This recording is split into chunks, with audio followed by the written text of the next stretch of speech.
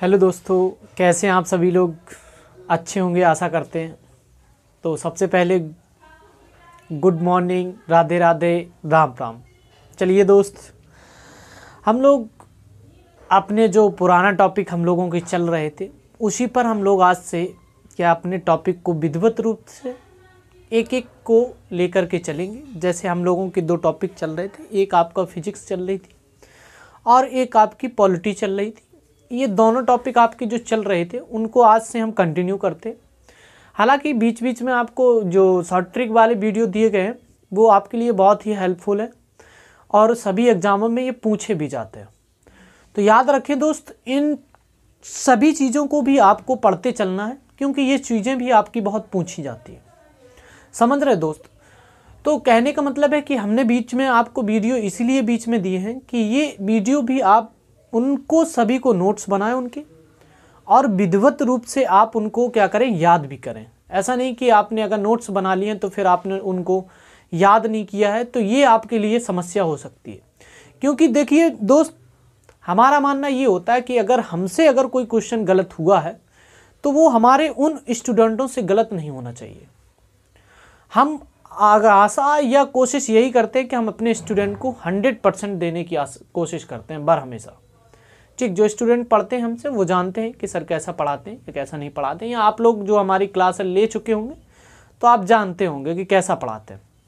ठीक है, तो चलिए दोस्त, आज हम लोग फिजिक्स अपनी जो चल रही थी उसी को आगे बढ़ाते हैं। और फिजिक्स में हमारा जो टॉपिक चल रहा था वो कौन सा चल रहा था, ग्रेविटेशन टॉपिक आपका चल रहा था। ग्रेविटेशन के बारे में हम लोगों ने बहुत सारी चीज़ें पढ़ ली थी, जिसमें आपका लास्ट वाला टॉपिक जो था, लास्ट आपका जो लेक्चर हुआ था उसमें जो आपका मास होता है और आपका जो वेट होता है, इसमें हम लोगों ने डिफरेंट समझा था कि क्या डिफरेंस होता है। इन दोनों बातों को लेकर के हमने बहुत सारी चर्चा की थी कि द्रव्यमान और भार में क्या अंतर होता है, क्या नहीं होता है, कहाँ पर होता है, कहाँ पर नहीं होता है। इन सारी बातों को लेकर के हमने चर्चा कर चुके थे, है ना। तो चलिए दोस्त, हम लोग आज स्टार्ट करते हैं। सीधा सीधा जो अपना टॉपिक चल रहा था उसी पर आज हम लोग बात करने वाले हैं। तो हम लोग सीधे बात करेंगे। तो ग्रेविटेशन के बारे में हम लोग पढ़ेंगे, मतलब क्या पढ़ रहे थे ग्रेविटेशन के बारे में, उसके बारे में चर्चा करते हैं हम लोग। तो ग्रेविटेशन में हम लोगों ने सबसे पहले बहुत सारी बातें की थी, लेकिन आज हम लोग जो पढ़ने जा रहे हैं ग्रेविटेशन के बारे में, वो हम लोग पढ़ने जा रहे हैं क्या, आपको एक मिलेगा बल, एक अभिकेंद्री बल, अभिकेंद्री बल, अभिकेंद्री बल या फिर अपकेंद्री बल, अपकेंद्री बल, अपकेंद्री बल। ये आपको दो बल मिलेंगे, दो फोर्स होते हैं। एक सेंट्रीपिटल होता है और इसे सेंट्रीफ्यूगल बोलते हैं। ठीक है, याद रखना, इसे सेंट्रीपिटल बोलते हैं केंद्रीय अपकेंद्री बल को, और जो अपकेंद्री बल होता है उसे सेंट्रीफ्यूगल फोर्स कहते हैं। आज हम लोग इन दोनों को लेकर के ही चर्चा करेंगे। ठीक, हो सकता है जहां तक वीडियो हो जाएगा तो आगे भी हम उसको बढ़ाते चलेंगे, लेकिन एक एक चीज़ को अच्छे से कॉन्सेप्ट के साथ हम समझते हुए चलेंगे आगे। पहले इसको समझें कि होता क्या है सेंट्रीफ्यूगल। पहले हम लोग इसके बारे में बताएंगे सेंट्रीफ्यूगल फोर्स जो होता है वो क्या होता है ना। इसके बारे में हम लोग पढ़ने वाले हैं आज। तो एक हेडिंग डालें अलग से आप लोग कि सेंट्रीफ्यूगल फोर्स या अपकेंद्री बल किसे कहते हैं, इसके बारे में अब हम लोग पढ़ेंगे। देखिए जरा, अपकेंद्री बल, अपकेंद्री बल, अगर हम अपकेंद्री बल की बात करें तो सेंट्रीफ्यूगल फोर्स कहते हैं इसे।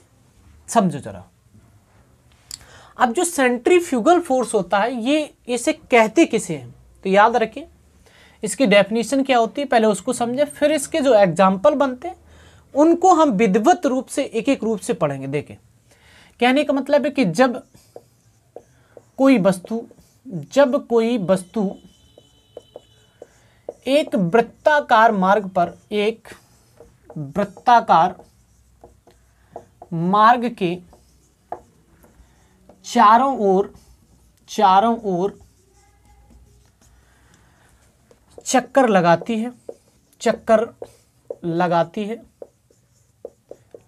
है, तो उसके केंद्र से बाहर की ओर, केंद्र से बाहर की ओर एक बल लगता है और एक बल कार्य करता है जिसे अपकेंद्री बल कहते हैं, जिसे अपकेंद्री बल कहते हैं। ठीक, ये इसकी क्या है, डेफिनेशन है। किसकी? अपकेंद्री बल या सेंट्रीफ्यूगल फोर्स की ये डेफिनेशन है। कहने का मतलब है कि एक वस्तु है और वो वृत्तामार्ग 4 चक्कर लगा रही है। तो एक अगर कोई वस्तु है तो इसके यहाँ पर ये वस्तु है, तो ये इसका सेंटर है। ये कह रहा है कि सेंटर से बाहर की ओर एक बल कार्य करेगा जिसे हम सेंट्रीफ्यूगल फोर्स कहेंगे। समझ में आई बात? कहने का मतलब है कि जब कोई वस्तु वृत्तामार्ग पथ पर चारों ओर चक्कर लगा रही होगी तो इस वस्तु के केंद्र से बाहर की ओर एक बल लगेगा और इस बल को ही हम क्या कहते हैं, अपकेंद्री बल के नाम से जानते हैं या आपको सेंट्रीफ्यूगल फोर्स के नाम से जानते हैं। ठीक है, बात समझ में? तो इतना नोट करें पहले इसकी डेफिनेशन, फिर इसके बहुत सारे एग्जाम्पल बनते हैं जिसकी हम लोग बात करेंगे। देखिए जरा, अगर आपने नोट कर लिया हो तो अच्छी बात है, नहीं किया है तो आप स्क्रीनशॉट इसका ले सकते हैं, जल्दी से ले। फिर हम लोग एक एक एग्जाम्पल समझते हैं। देखिए जरा दोस्त, हम लोग बात अगर करें सेंट्रीफ्यूगल फोर्स की, तो इसमें सेंट्रीफ्यूगल फोर्स क्या होता है उसके बारे में देखिए। अब सेंट्रीफ्यूगल फोर्स के बारे में अगर हम देखें तो हमें सबसे पहले एक चीज देखने को मिलती है। एक अपने साधारण एग्जाम्पल को तौर पे लेकर के चलते हैं कि हम लोग एक देखते हैं कि बाल्टी हमने ली, ठीक, बाल्टी को लिया और उसमें पानी भरा। पानी को जब हम भरते हैं तो उस पानी भरी हुई बाल्टी को बहुत तेजी से ऐसे घुमाते हैं। ऐसे जब हम घुमाते हैं तो जब बाल्टी ऊपर होती है तो उसमें पानी भरा होता है, लेकिन पानी नहीं नीचे गिरता है। क्यों नहीं गिरता? किस वजह से नहीं गिरता? यही तो है, आपसे क्वेश्चन यही पूछा जाता है कि एक बाल्टी में पानी भरा हुआ है और उसे हम गोल गोल घुमाते तो वो पानी जो है वो नीचे नहीं गिरता। किस कारण नहीं गिरता? तो वो आपके सेंट्रीफ्यूगल फोर्स के कारण नहीं गिरता। समझ में आई बात? समझो जरा कैसे नहीं गिरता। देखिए दोस्त, हम अगर बाल्टी एक बनाते हैं, ठीक, ये क्या है, हम लोगों ने बाल्टी बनाई, ठीक, और ये बाल्टी जो है इस तरीके से बनी। कहने का मतलब है कि ये बाल्टी का केंद्र है और इसमें पानी भरा। देखो, जब आप ऐसे घुमा रहे होंगे इसको तो उल्टी होगी बाल्टी। तो जब ये उल्टी होगी बाल्टी तो हम इसको तेजी से यहाँ से घुमाएंगे तो इस बाल्टी से बाहर की ओर एक बल लगेगा, और जो बल लगेगा उस बल को ही तो हमने सेंट्रीफ्यूगल फोर्स कहा कि नहीं? तो हमने इस तरीके से इसको क्या किया, बाहर की ओर एक बल लगा और इसे ही हमने क्या कहा, सेंट्रीफ्यूगल। रीजन यही है कि जब हम इस बाल्टी को घुमाएंगे तो इस बाल्टी को घुमाने पर इसके बाहर की ओर एक बल लगेगा, जिसकी वजह से जो पानी होगा वो नीचे की बजाय ऊपर की ओर भागता है। तो इसलिए ये फैलता नहीं है पानी। याद रखें किस बल के कारण नहीं फैलता है, तो याद रखना आपको अपकेंद्री बल के कारण ये पानी नहीं फैलता। ठीक, याद रखें। अब जैसे हम लोग एक चीज देखते हैं कि हमने एक रॉड लगा दी, ठीक, अगला एग्जांपल है, एक रॉड लगा दी हमने। एक रॉड में हमने यहाँ पर सांकर देखी होगी आप लोगों ने, चैन, एक चैन बांध दी हमने इस रॉड में, दोनों ओर चैन बांध दी, ठीक, एक चैन बांधी इस तरीके से और ये लंबी चैन है, और इस रॉड को हमने यहाँ पर क्या किया, एक कुंदे से लटका दिया, हमने यहाँ पर लटका दिया इसको छत से।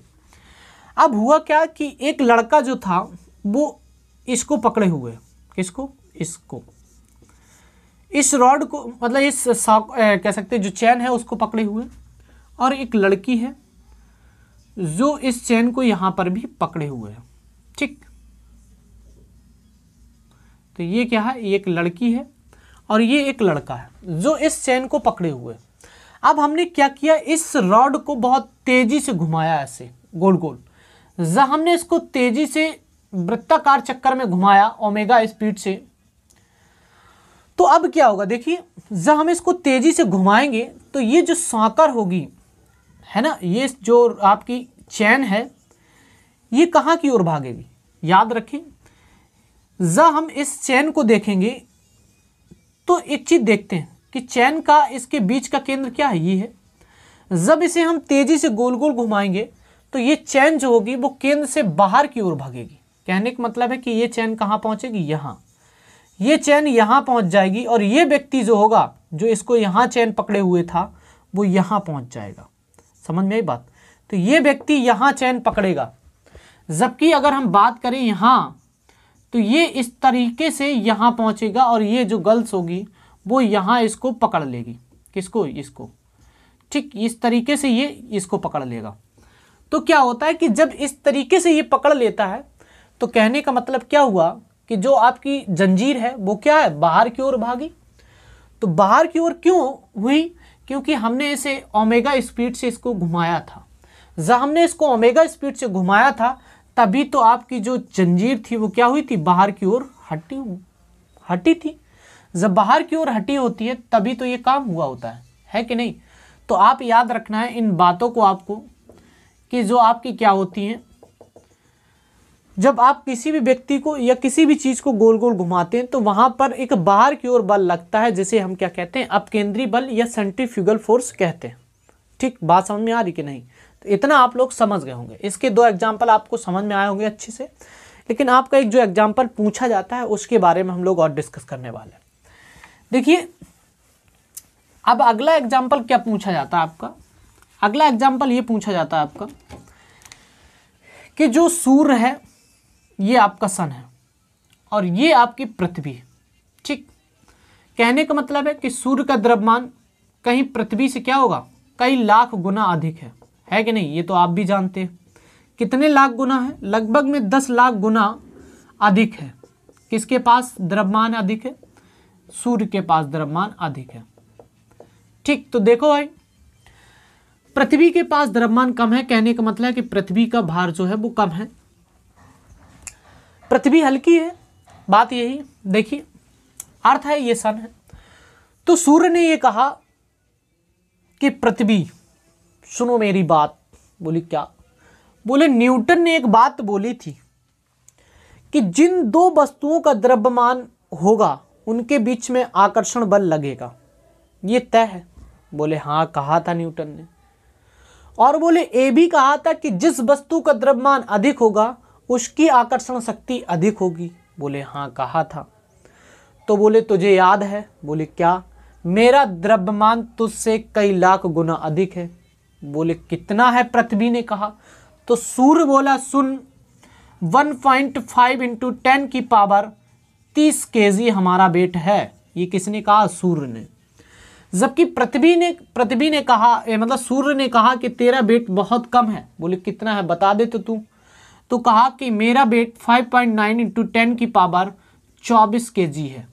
कहने का मतलब ये है कि अगर हम देखें तो लगभग में 10 लाख गुना क्या है, द्रव्यमान अधिक था। किसका, सूर्य का। ये 10 लाख गुना अधिक होने की वजह से क्या हुआ, 10 लाख गुना अधिक है क्या, इसका 10 लाख गुना अधिक है। क्या है, अधिक। तो इसका 10 लाख गुना अधिक हो गया क्या, भार। कहने का मतलब है कि सूर्य का द्रव्यमान अधिक हो गया। तो सूर्य कहता है कि जब ये सेब गिरा था, न्यूटन ने बताया था कि इसका द्रव्यमान कम था, तभी तो ये पृथ्वी पर आ गया था। अगर इसका द्रव्यमान अधिक होता तो ये ऊपर चला जाता आसमान में, आकाश में। तो कहा कि सुन पृथ्वी, अब तू, मेरा द्रव्यमान है अधिक, तुम क्या हमारे पास आ जा। तो पृथ्वी ने कहा सुनो भैया, ऐसा ना करो। बोले पृथ्वी पे वैसा है ना कि बहुत सारे बच्चे एनटीपीसी की तैयारी कर रहे हैं, है ना, कुछ यूपीएसआई की तैयारी में लगे हुए हैं। अगर हम तेरे पास आ जाएंगे तो ये सब मर जाएंगे, सब नष्ट हो जाएगा। तो सूर्य ने कहा कि फिर तेरे पास क्या उपचार है, तू क्या कर सकती है बचने के लिए। तो पृथ्वी ने कहा कि मैं एक ब्रह्मांड के नियम के बारे में जानती हूँ। बोले क्या है। बोले नियम ये है कि अगर मैं गोल गोल तेरे चारों ओर घूमने लगूं, है ना, अगर हम तुम्हारे चारों ओर गोल गोल घूमने लगे तो हमें यह पता है कि हमारे केंद्र से एक बाहर की ओर बल लगेगा जो तुम्हारे अंदर नहीं आने देगा। समझ में एक बात, बोले हमें जब हम तुम्हारे चारों ओर घूमने लगेंगे तो एक बल काम करेगा, और जब बल काम करेगा तो हम तुम्हारे अंदर नहीं टकराएंगे। हम सूर्य से मतलब पृथ्वी नहीं टकराती है, किस बल के कारण? तो अपकेंद्री बल के कारण नहीं टकराती। क्यों नहीं टकराती? अगर ये चक्कर न लगाती पृथ्वी तो सूर्य में क्या होती, समा जाती। लेकिन पृथ्वी ने क्या कहा, भैया बहुत सारे बच्चे एनटीपीसी की तैयारी कर रहे हैं, रेलवे की तैयारी कर रहे हैं, यूपीएसआई की तैयारी कर रहे हैं, लेखपाल की तैयारी कर रहे हैं, इन बच्चों को तो भविष्य गड़बड़ हो जाएगा अगर हम तुम में टकरा जाएंगे। तो कहा तो कि तुम्हें बचना है तो बताओ क्या उपाय है। तो फिर पृथ्वी ने क्या कहा था कि हम जानते हैं ब्रह्मांड का एक नियम है कि अगर हम तुम्हारे चारों ओर चक्कर लगाने लगे तो हमारे केंद्र से एक बाहर की ओर बल कार्य करेगा, और वो बल जो होगा वो तुमसे टकराने नहीं देगा हमें, मतलब तुम हमें खींच नहीं पाओगे अगर हम तुम्हारे चारों ओर घूमने लगे तो, है कि नहीं। तो इस प्रकार से ये अपकेंद्री बल जो होता है वो आपका यहाँ कार्य करने लगता है। समझ में आई बात? तो कहने का मतलब है कि अपकेंद्री बल आपका कार्य करने लगता है। कब काम करने लगता है? तो ये आपका अपकेंद्री बल काम कब करता है? तो कहने का मतलब है कि पृथ्वी जब इसके चारों ओर घूमने लगती है तो अपकेंद्री बल की वजह से ये पृथ्वी से नहीं टकराती है। बात समझ में आई? तो इतना आपको समझ में आ गया होगा। तो आप इसको नोट करके एक एग्जाम्पल लिख सकते हैं कि पृथ्वी सूर्य से नहीं टकराती है अपकेंद्री बल के कारण। ठीक, अब देखो अगला क्या मिलता है। आपने एक और देखा होगा कि जो दूध से क्रीम निकालने वाली मशीन भी होती है वो भी अपकेंद्री बल पर काम करती है। क्या लिखना है आपको कि दूध से क्रीम निकालने वाली मशीन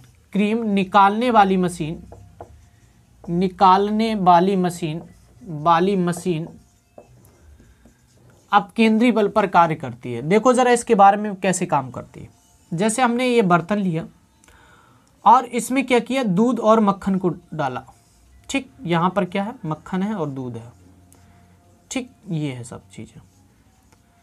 जब हम यहाँ पर पहुँचते हैं, कहने का मतलब है कि ये आपका दूध है और मक्खन साथ में मिला हुआ। आपसे कभी क्वेश्चन पूछा जाए कि दूध क्या है, तो दूध एक पायस है। क्या है? पायस है, या इमल्सन कह सकते हैं। इमल्सन है। क्या है? इमल्सन। इमल्सन का मतलब क्या होता है दोस्त? अभी हम चर्चा करते हैं कि इमल्सन एक ऐसा पदार्थ है जिसे हम क्या है, अलग तो कर सकते हैं, है ना। कहने का मतलब है कि इसे हम अलग तो कर सकते हैं, अलग अलग कर सकते हैं, लेकिन पुनः एक साथ हम नहीं मिला सकते। कहने का मतलब कि दूध में क्या है, आपका क्या मिला होता है, घी भी होता है। लेकिन अगर आप दूध से घी को अलग कर दें तो फिर अगर आप चाहें कि दूध और घी को मिला दें तो ऐसा कर सकते हैं? नहीं कर सकते ना। तो कहने का मतलब इमल्सन वही होता है कि जब हम दूध को घी को दूध से अलग कर देते हैं, लेकिन फिर हम जब मिलाते हैं तो वो वापस में उसी कंडीशन में नहीं आता है, तो उसे हम क्या कहते हैं, इमल्सन कहते हैं। अब समझो जरा इसके बारे में। जहां हम एक यहां पर क्या डालते हैं, इस तरीके से क्या होता है, मतलब छड़ होती है और इसमें एक वो लगी होती है जो इसको बार बार ऐसे क्या करती है, घुमाने का काम करेगी। किसको? यहां पर ये जो आपका दूध होगा इसको घुमाने का काम करेगा। जब दूध घूमेगा तो आपका जो घी होता है इसका घनत्व तो कम होता है, इसकी डेंसिटी क्या होती है, कम होती है। किससे? जल से। तो ये क्या करता है, घी तुरंत से क्या करेगा, एक बाहर की ओर भागेगा। जब ये यहाँ घूमेगा तो ये बाहर की ओर निकलेगा। बाहर की ओर जब ये चलेगा तो क्या होगा, ये ऊपर आ जाएगा, क्योंकि घनत्व इसका कम है तो घी होता है क्या, ऊपर आ जाता है। तो इस तरीके से क्रीम जो होती है वो बाहर आकर के एकत्रित हो जाती है, तो आसानी से फिर हम उसे निकाल लेते हैं। समझ में आई बात?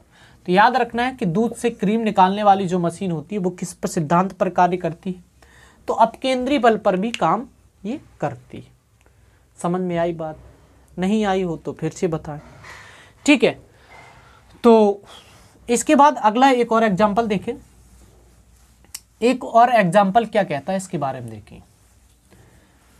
तो अगला एग्जाम्पल क्या कह रहा है उसके बारे में देखें क्या कहता है। देखिए भाई, अगले एग्जाम्पल ये है कि जो आपकी वॉशिंग मशीन होती है, वॉशिंग मशीन जो होती है, वॉशिंग मशीन भी किस सिद्धांत पर कार्य करती है? अपकेंद्री बल पर कार्य करती है। बोले ये क्या बता दिया सर? बेटा ऐसी बात है कि जो आपकी वॉशिंग मशीन होती है ये अपकेंद्री बल पर, सेंट्रीफ्यूगल फोर्स पर ही ये कार्य करती है। कैसे कार्य करती है समझे जरा इसके बारे में। ये क्या होता है कि जब हम वॉशिंग मशीन में देखते हैं, जब हम कपड़ा सुखाने के लिए जाते हैं तो इस तरीके से एक बॉक्स बना होता है कि नहीं? इस तरीके से एक बॉक्स बना होता है और हमने क्या किया, इसमें कपड़े डाल दिए और इसमें एक गिरारी लगी होती है जो इस तरीके से घूमती है, ठीक है ना? ये इस तरीके से घूमती है। जब ये घूमती है तो ये जो आपके कपड़े पड़े होते हैं, जब घूमेगी तो ये क्या होगी, कपड़े भी बाहर की ओर भागते हैं। और कपड़े जब बाहर की ओर भागते हैं तो इसमें क्या होता है, पानी उपस्थित होता है कपड़ों में। तो जब इन कपड़ों में पानी उपस्थित होगा तो ये कपड़े क्या होंगे, धीरे धीरे से क्या करेंगे, इस तरीके से ये खुलते जाते हैं और ये पानी जो होता है वो बाहर की ओर इन छिद्रों के माध्यम से बाहर निकलने लगता है। जब पानी बाहर निकलने लगता है तो क्या होता है कि धीरे धीरे से जब ये पानी बाहर निकलेगा तो पानी जब जैसे ही बाहर निकलेगा तो क्या होता है, ये कपड़े जो होते हैं वो सूख जाते हैं आसानी से। तो जब ये कपड़े आसानी से सूख जाते हैं तो क्या होता है कि हमें क्या, वॉशिंग मशीन से ये पता चलता है कि ये कपड़े सूख रहे हैं, ठीक। तो अब वॉशिंग मशीन भी आपकी किस सिद्धांत पर कार्य करती थी? अपकेंद्री बल के पर। तो इसको नोट करें, फिर आगे हम बताते हैं।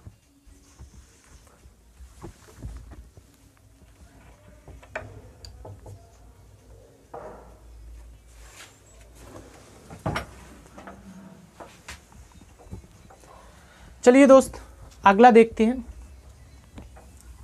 अगला पॉइंट क्या है? अगला पॉइंट हमें ये मिलता है, हम लोगों ने एक चीज और देखी होती है,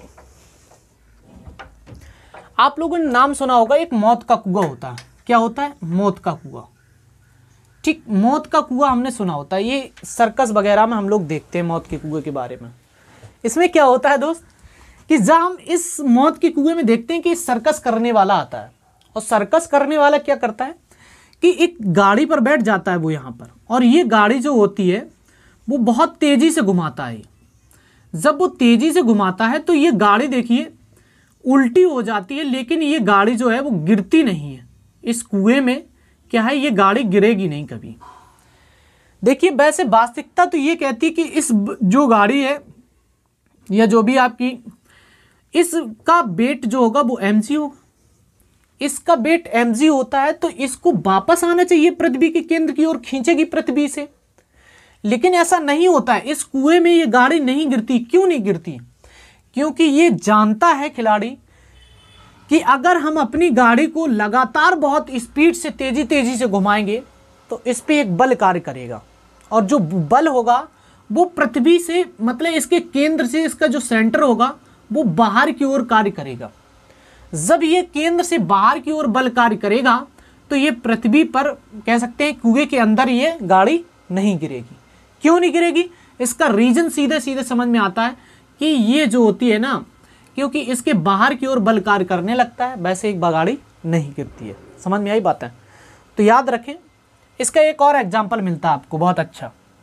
जैसे हम लोग देखते हैं एक एटम है, और उस एटम कह सकते हैं, एटम या परमाणु कह सकते हैं, उसमें क्या होता है, एक न्यूक्लियस होता है, ठीक। न्यूक्लियस में आपके प्रोटॉन मिलेगा और न्यूट्रॉन मिलते हैं।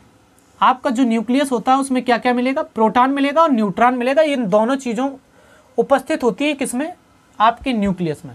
लेकिन इसके बाहर क्या उपस्थित होता है, इलेक्ट्रॉन उपस्थित होता है।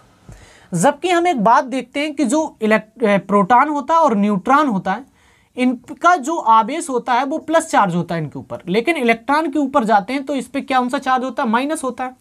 लेकिन हम जब नॉर्मल सी बात से ये जानते हैं कि प्लस प्लस चार्ज जो होते हैं वो एक दूसरे को क्या करते हैं, प्रतिकर्षित करते हैं, है ना। कहने का मतलब एक दूसरे को कह सकते हैं आकर्षण नहीं करते। अगर हम देखते हैं कि यहाँ पर माइनस है और यहाँ पर भी माइनस है, तब भी ये एक दूसरे को प्रतिकर्षित करेंगे। लेकिन अगर हम बात करें कि यहाँ पर प्लस है और यहाँ पर माइनस है आवेश, तो ये एक दूसरे को क्या करेंगे, आकर्षित करने का काम करेंगे, मतलब एक दूसरे की ओर मिलने का काम करेंगे, है कि नहीं। तो अब ऐसे ही क्या हुआ कि इलेक्ट्रॉन, देखिए इलेक्ट्रॉन के ऊपर आवेश कैसा है, माइनस, इनके पास जो न्यूक्लियस है इसके पास तो प्लस चार्ज है ना, तो ये क्या कहेगा कि इलेक्ट्रॉन से हमारे पास आइए, क्योंकि इसका आवेश क्या है, प्लस है चार्ज और इसके पास माइनस है। वैसे वास्तविकता तो यही कहती है कि इन दोनों का मिलन होना चाहिए, लेकिन ऐसा नहीं होता है। क्यों नहीं होता, उसका रीजन ये होता है, अगर आप देखिए, अगर हम इस बोर्ड की ही बात करें तो ये बोर्ड भी बहुत सारे, कई लाखों अणु कह सकते हैं एटम जो होते हैं उनसे मिलकर के ये बोर्ड बना है। और अगर ये इलेक्ट्रॉन इसमें न्यूक्लियस में आकर के समाने लगे तो ये वस्तु क्या हो, छोटी होने लगेगी। तो विश्व की जितनी भी वस्तुएं होंगी वो बड़ी बड़ी होंगी, वो छोटी होने लगेंगी। तो कहने का मतलब है कि सारा का सारा विश्व, जो भी प्रकृति एक सृष्टि रची गई है, वो सब क्या होगा, छोटा हो जाएगा, तो सब नष्ट हो जाएगा। तो कहने का मतलब है कि इलेक्ट्रॉन ने भी वही बात बोली थी जो पृथ्वी ने सूर्य से बोली थी, कि हम ये बात जानते हैं कि अगर हम तुम्हारे चारों ओर चक्कर लगाने लगे तो तुम हमें नहीं खींच पाओगे अपनी ओर, आकर्षित नहीं कर पाओगे। तो इलेक्ट्रॉन क्या होता है कि नाभिक के चारों ओर चक्कर लगाता है, ठीक है, और ये टकराता नहीं है न्यूक्लियस से। क्यों नहीं टकराता है, क्योंकि जब ये तेजी से घूमने लगेगा तो इसके एक बाहर की ओर बल कार्य करता है, जिसे सेंट्रीफ्यूगल फोर्स कहते हैं। जब ये बल कार्य करने लगेगा तो सीधी सी बात है कि ये जो आपका इलेक्ट्रॉन होगा वो कहाँ नहीं टकराएगा, आपके न्यूक्लियस में नहीं टकराएगा, और इस कारण से आपका जो बोर्ड होगा या कोई भी वस्तु होगी वो छोटी नहीं होगी। बात समझ में आई आपको। तो इतनी चीज़ें थी जो आपके सेंट्रीफ्यूगल फोर्स के बारे में थी। तो इसके हम आपको एक एक करके पॉइंट नोट करा दे रहे हैं जो आपको नोट करने हैं। देखिए एक एक जो हमने एग्जाम्पल समझाया उनके बारे में नोट कर लें, इसके बाद में हम लोग अगला टॉपिक पढ़ेंगे। देखो आपको सबसे पहला पॉइंट था कि बाल्टी को घुमाने पर पानी नहीं फैलता है। ये आपका क्यों नहीं फैलता है, तो अपकेंद्री बल के कारण। ठीक, दूसरा एग्जाम्पल, इसके बाद में दूसरा एग्जाम्पल आपको बताया था कि जो सूर्य है, सूर्य से पृथ्वी नहीं टकराती है, पृथ्वी नहीं टकराती है। क्यों नहीं टकराती है, अपकेंद्री बल के कारण। फिर अगला कि जो आपकी वॉशिंग मशीन होती है, वॉशिंग मशीन क्या है, वॉशिंग मशीन अपकेंद्री बल पर सिद्धांत पर कार्य करती है। अगला जो आपकी कह सकते हैं ड्राई क्लीनर होता है, ड्राई क्लीनर भी क्या होता है, आपके अपकेंद्री बल पर कार्य करता है। इसके बाद में दूध से मक्खन निकालने वाली जो मशीन होती है, वो मशीन भी क्या है, आपके अपकेंद्री बल पर कार्य करती है, याद रखें। इसके बाद में हमने आपको बताया कि जो आपका इलेक्ट्रॉन होता है, इलेक्ट्रॉन न्यूक्लियस से या केंद्रक से नहीं टकराता है।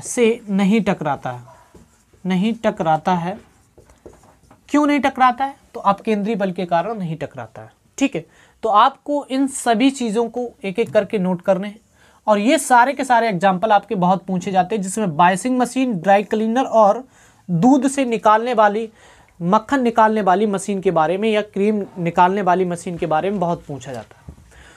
तो दोस्त आज हम लोग इतना ही पढ़ेंगे, और इन चीज़ों को आपको एक एक करके नोट रखना। ठीक है, जैसे आपके विधिवत रूप से क्लास चल रही थी वो आप कंटिन्यू चलेगी, और आप अपने नोट्स बनाते चले। तो आज के लिए हम लोग इतना ही रखेंगे, लेकिन आप लोगों को क्या करना है, वीडियो को लाइक करना है, शेयर करना है और सब्सक्राइब करना। ठीक है, थैंक यू, धन्यवाद, ऑल द बेस्ट।